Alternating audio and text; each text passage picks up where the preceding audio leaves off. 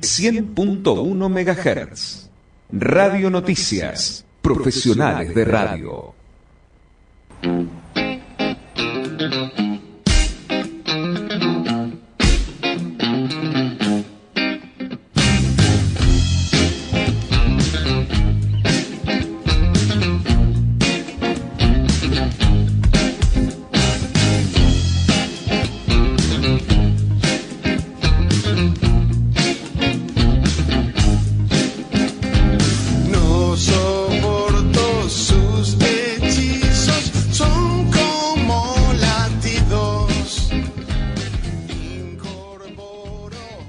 Continuamos en la Isla Encendida y bueno, hace unos días llegó a mis manos un libro que realmente me conmocionó por lo que descubrí. Si bien uno anda haciendo asociaciones ahí por la vida y ve que ciertos aspectos de la historia se están repitiendo ahora en la Argentina actual, esto con lo que me encontré es realmente superador y da un poquito de miedo. Estoy hablando del libro de Carlos Rosansky, De Hitler a Milei, Curiosidades de Mentes Criminales.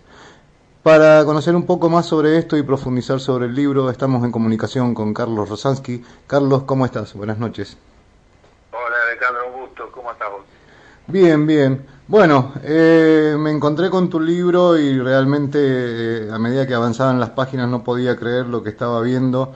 Tender estos puentes, ¿no? Porque la verdad que el espejo que hay entre Hitler y Milei realmente conmueve, ¿no? Asusta.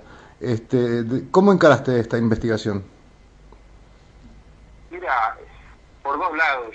Por un lado, el asombro de cómo iba evolucionando la figura de Milei en estos años, a partir de su aparición en los medios, luego en su función de diputado y bueno, y posteriormente como presidente.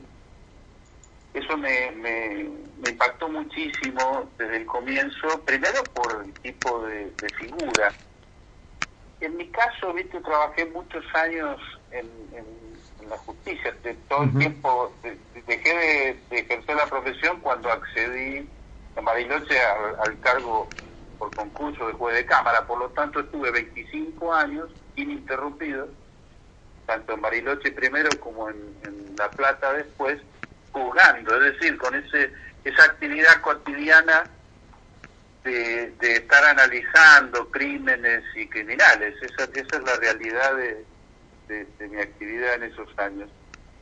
Y como siempre, la actividad que vos desarrollás te agudiza algunos aspectos. Eso me hizo, primero, llamar la atención la figura de Milei, y luego, a través de documentales, que siempre me interesó el tema del nazismo por el fenómeno, no solo, por supuesto, Alejandro, por la tragedia inconmensurable que significó, sino por cómo llega una sociedad a esas instancias, ¿se entiende? Sí, totalmente.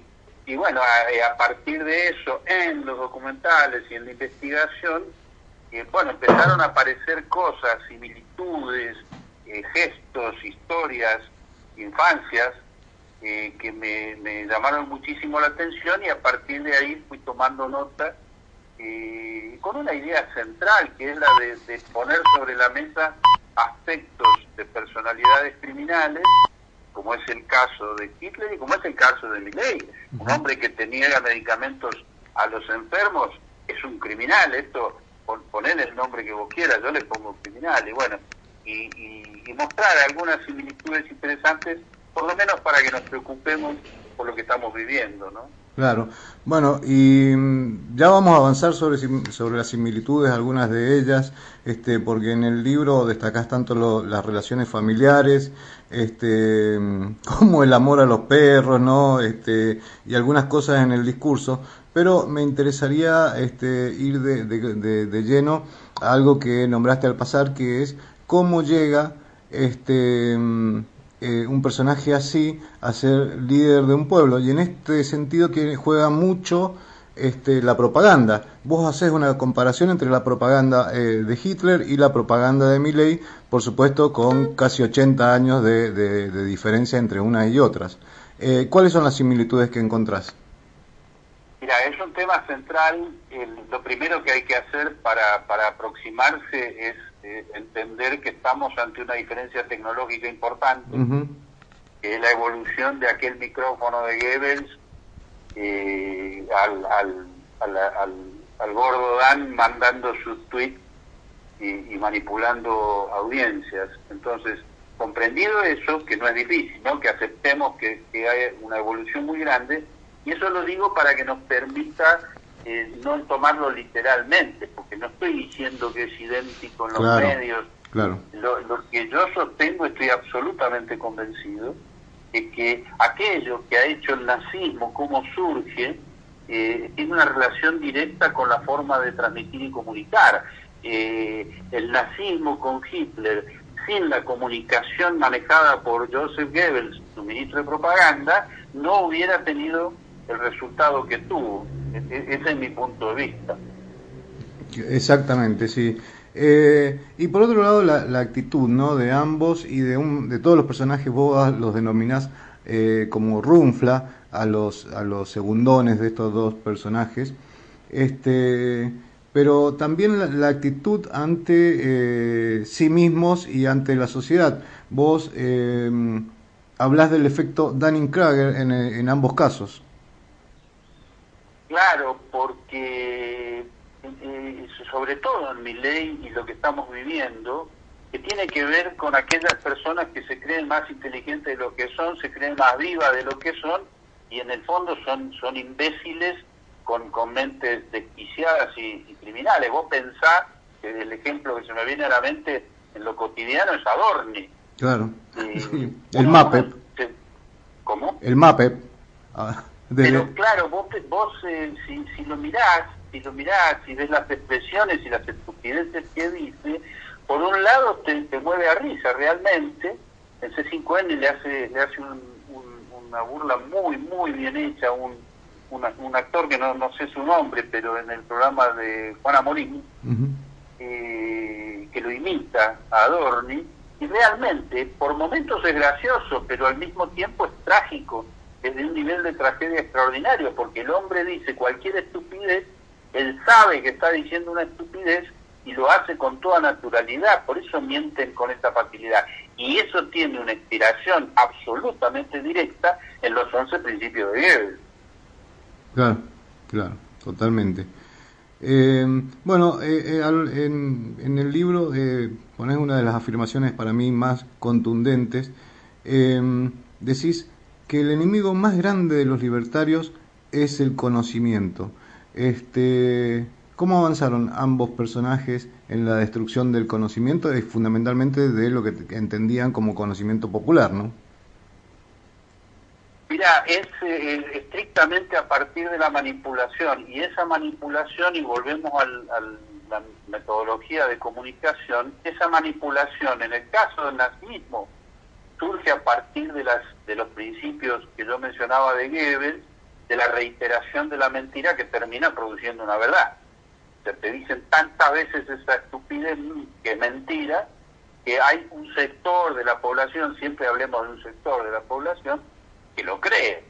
Y a partir de ahí ya es todo fácil. Hoy tenés gente que le está yendo pésimo en sus ingresos, en su vida personal y familiar, porque están destruidos por lo que está haciendo Milei, y sin embargo hay personas que se están diciendo hay que tener fe, hay que esperar. Evidentemente ese es el sector de la población, no solo que es receptor de esa manipulación de la que hablábamos, tanto en la época del nazismo. Vos pensás que en el nazismo Hitler comienza, está explicado en el libro, Hitler, su primera persecución es a los comunistas. Exacto. Él el nazismo construye un enemigo, como todos los totalitarismos, necesitan construir un enemigo, focalizar todo su odio, y ahí disparan sobre él. Esto pasó con el comunismo, marxismo y socialismo en la época de Hitler, en sus inicios.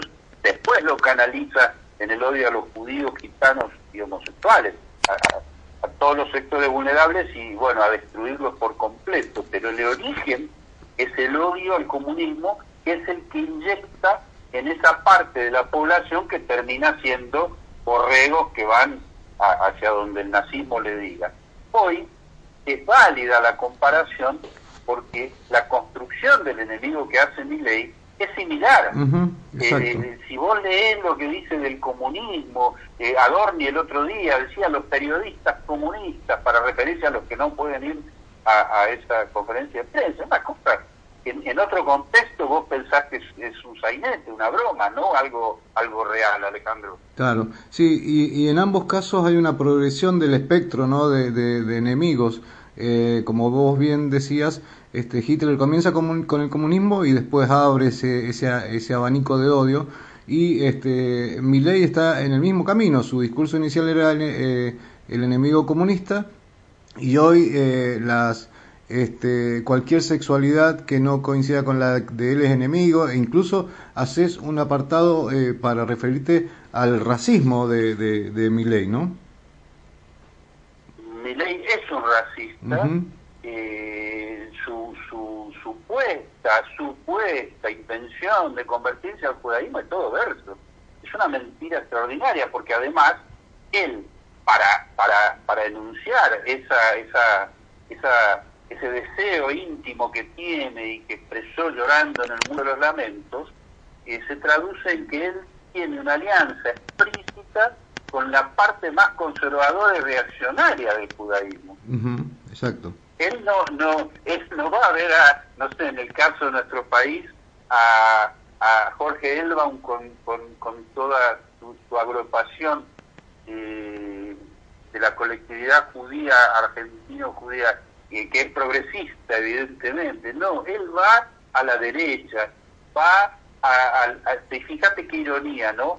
Va a los sectores que están en contra de una cultura humanista que fue tradicional en el pueblo judío a lo largo de la historia por miles de años, y hoy se está quebrando de manera brutal en el genocidio que están cometiendo en la Franja de Gaza. ¿Y dónde se ubica Milei en eso? En el apoyo al Estado de Israel genocida. Sí, y en cuanto a las relaciones internacionales, ahí podemos encontrar un punto de dispersión en ambos casos, porque Hitler se terminó siendo aislado, pero Milei justamente se abroquela junto a lo peor, a lo más retrógrado y lo más conservador del planeta, ¿no? Bueno, y eso es lo que realmente él siente. Es muy evidente, no es algo que él oculta. Él está diciendo la verdad en ese sentido. Cuando él va a ver a Bolsonaro o a Donald Trump, es decir, lo peor de la condición humana actual es lo que él admira. Y te doy un ejemplo histórico que está mencionado en el libro también, que es uno de los rostros que tienen el bastón presidencial, de los perros. Sí. Uno de los perros es Murray. Sí. Y como él siempre dijo, es por un economista, Murray Rothbard. Lo que no dijo, porque él dijo que lo admira, etcétera, etcétera. Lo que no dijo es que era un perverso, desquiciado mental por completo. A ver, él por escrito puso, Rothbard, que los padres pueden hacer con sus hijos lo que quieran, incluso dejarlos morir de hambre. ¿A vos te entra en la cabeza que un autor de esa naturaleza puede ser admirado por un presidente de nuestro país? Una cosa, no hay antecedente en Argentina. Bueno, esto es lo que hay que comenzar a prestar atención, porque otra cosa, lo que vos decías del nazismo, lo que nosotros sabemos es lo que pasó, es decir, con el diario del lunes analizamos el nazismo y otros totalitarismos, ¿sí? Pero en el caso de Milei no, Alejandro, porque estamos con el diario del viernes, todavía no pasaron las cosas. La idea es que no pasen las tragedias. Nombraste a Murray Rothbard y también otro ídolo, entre comillas, ¿no?, de Milei, es Milton Friedman, y justamente dedicás un espacio a hablar del debate de ellos dos, que este hombre, Milei, conjuga en un mismo discurso sin ningún tipo de crítica, ¿no? Pero Claro, porque además hay una deliberadamente se ocultan cosas de parte de la gente de la Libertad Avanza. Cuando Milei te está diciendo su admiración infinita por ambos, por Milton Friedman, que como recordará la audiencia es el de la escuela de Chicago, es el hombre de los golpes de Estado, es el hombre contratado por Augusto Pinochet en Chile, para que tenga una idea de lo que significa la economía de Milton Friedman. Sin embargo, y a pesar de que Milton Friedman estaba en una posición económica de extrema derecha, Murray Rothbard está más a la derecha todavía. Hasta el punto de que murieron peleados esos dos tipos. Y fíjate vos, Milei admira a ambos, pero uno de los dos es peor que el otro todavía. Los dos son miserables criminales, pero Murray Rothbard es el que te dice que podés dejar morir a tus hijos, Alejandro. Sí. Es de un nivel de tragedia que verdaderamente necesitamos empezar a usar una terminología que pueda llegar a que cada uno de nosotros tome conciencia del riesgo que estamos viviendo con un presidente desquiciado como Javier Milei. Desquiciado a extremos, como el mismísimo Hitler, con un parecido en el que también te detenés en el libro, respecto de la violencia de los padres ejercidos hacia ellos, y quiero unir los dos temas para que no se nos haga muy largo, y el tema de su amor a los perros, ¿no? Capaces de dejar al pueblo morir de hambre, generar los crímenes más atroces, y sin embargo cuidar a los perros. Claro, y esa comparación, por supuesto, no es una crítica a quienes aman a los perros. Yo amo a los perros como la mayor parte de la población. No pasa por ahí.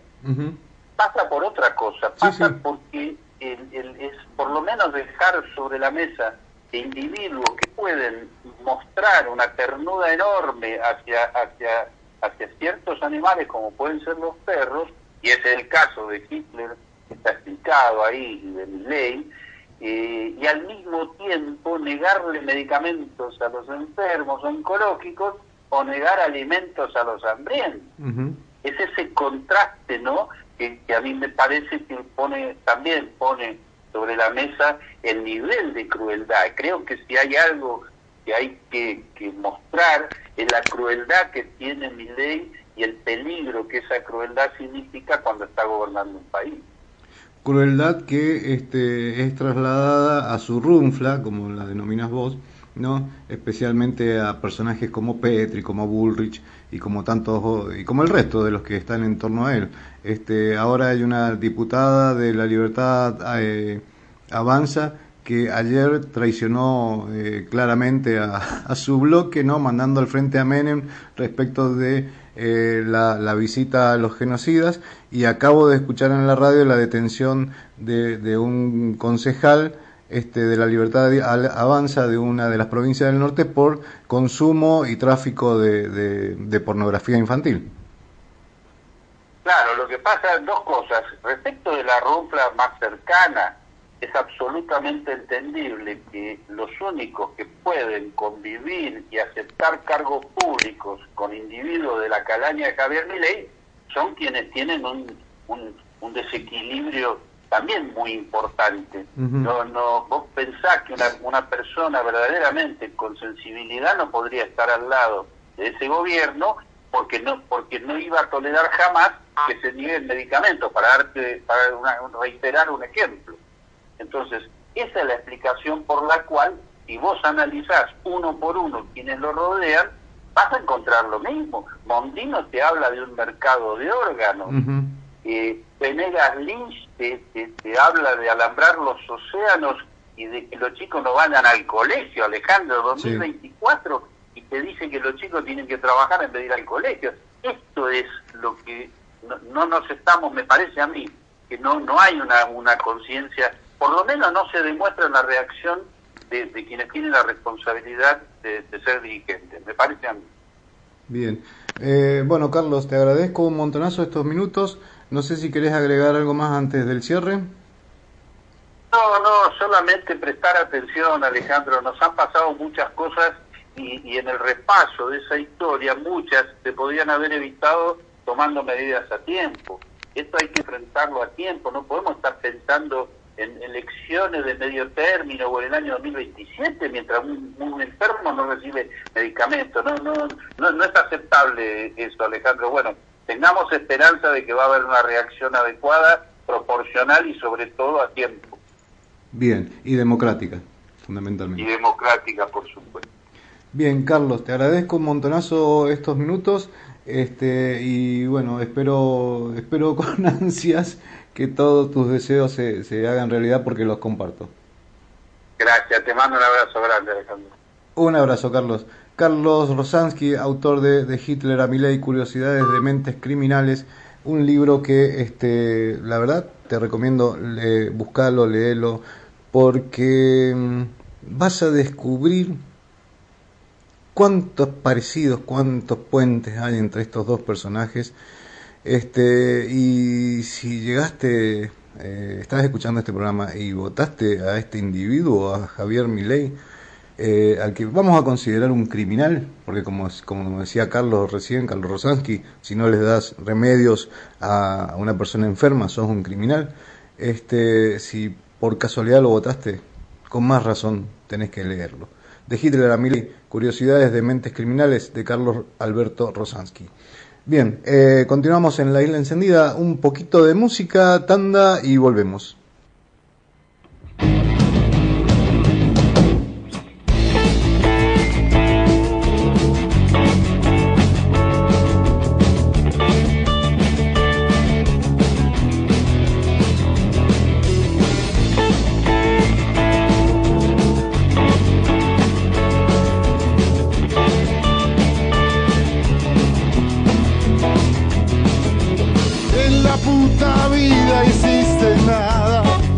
Hacer esa cagada de persona que ahora sos.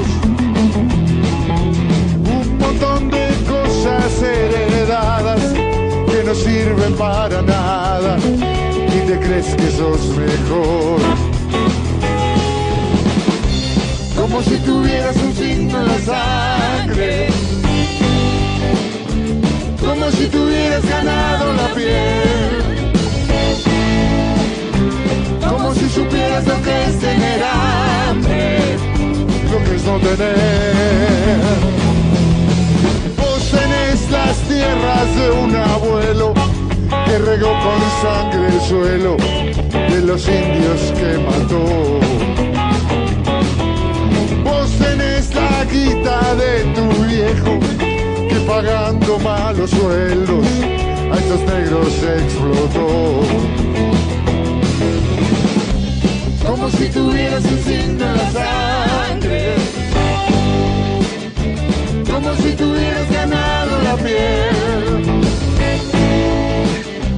como si supieras lo que es tener hambre, lo que es no tener.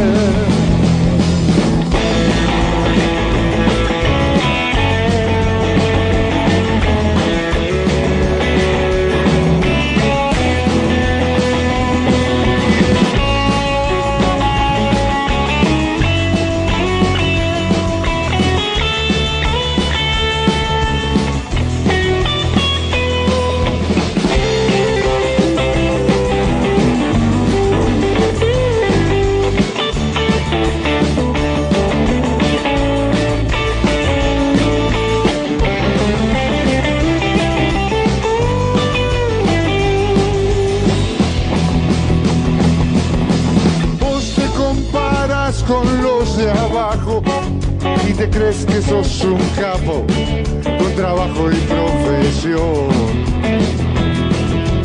Vos te crees mejor por tu dinero, por nacer en este suelo, por creer en ese Dios.